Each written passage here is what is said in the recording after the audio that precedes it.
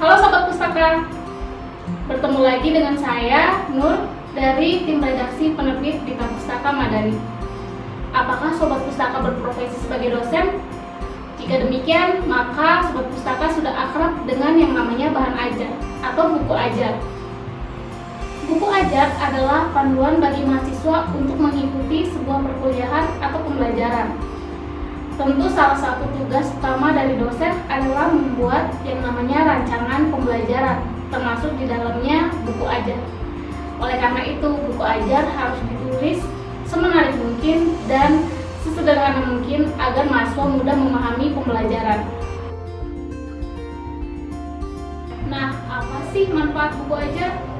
Yang pertama, untuk menarik dan meningkatkan minat belajar mahasiswa dan juga pembaca secara umum.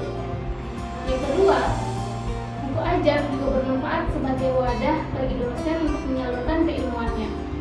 Yang ketiga, dengan menulis buku ajar, dosen bisa memotivasi dosen lainnya untuk ikut menulis dan juga menerbitkan buku.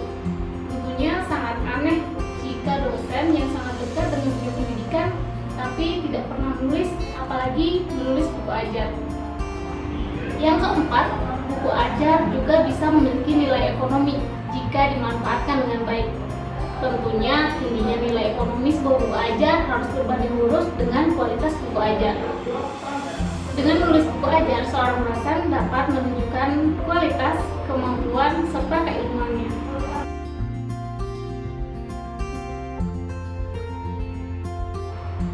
Sekarang kita bahas bagaimana menulis buku ajar.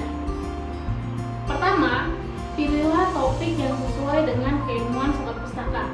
Misalnya, Sobat Pustaka adalah seorang dosen di bidang sastra, maka pilihlah topik yang berkaitan dengan sastra. Tentu saja, dengan memilih topik yang sesuai dengan keilmuan Sobat Pustaka akan memudahkan dalam proses penulisan. Tentu menulis sesuatu yang sudah menjadi bidang keilmuan kita akan lebih mudah, bukan? Kedua, buatlah kerangka tulisan atau outline. Kerangka tulisan atau outline ini berfungsi sebagai pengawal Sobat Pustaka selama proses penulisan, sehingga Sobat Pustaka tidak keluar dari tema bahasan yang telah Sobat Pustaka tentukan. Ketiga, mulailah menulis. Jika Sobat Pustaka sudah mempunyai topik atau tema dan sudah punya kerangka tulisan, mulailah menulis.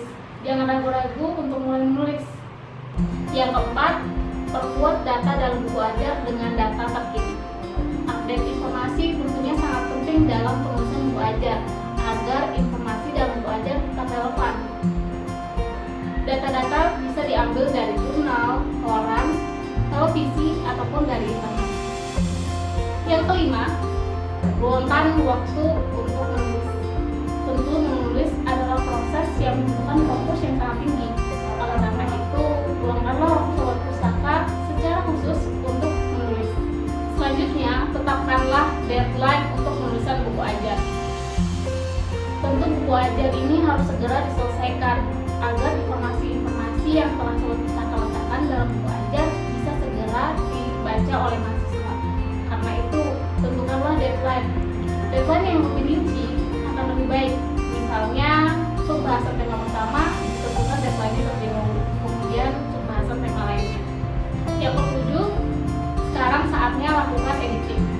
Jika naskah Sobat Pustaka sudah selesai, lakukanlah editing, periksa kembali naskah dan juga data-data yang digunakan dalam naskah. Yang kedelapan, jika naskah buku ajar Sobat Pustaka sudah diedit dan sudah dianggap siap, saatnya sekarang kirim ke penerbit yang bisa menerbitkan buku ajar Sobat Pustaka. Salah satunya adalah di penerbit Dita Pustaka Madani. Jika ingin tahu informasi lebih banyak tentang kepenulisan, buku ajar, buku pendidikan, ataupun literasi, stay tune terus di channel kami dan jangan lupa